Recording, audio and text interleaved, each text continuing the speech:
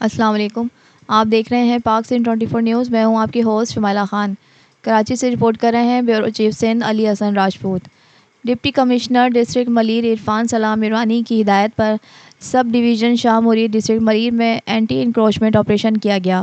Operation کی سربراہی ای سی شاہ مرید امیر علی میرانی، مختار کار شاہ مرید پرویز علی بھٹو اور مختار کار گوٹ آباد ضلع ملیر عبدالعزیز جنیجو نے کی۔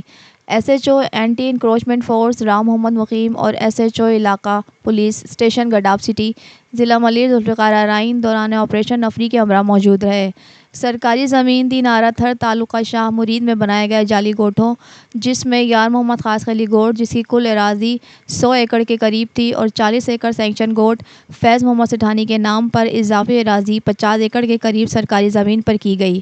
پلاٹنگ اور دی شاہ مرید میں سینکشن گوٹ عبدالغفور برفت کی زمین پر کوزی واٹر پارک والوں کی طرف سے قبضہ کر کے 3 ایکڑ آسائش لینڈ پر لگائی گئی دیوار کو مسمار کیا گیا اور دوران آپریشن جعلی گوٹھوں کے نام پر اور قبضہ مافیا سے ٹوٹل 153 ایکڑ سرکاری اراضی کو واگزار کروایا گیا، جس کی مالیت کروڑوں میں ہے۔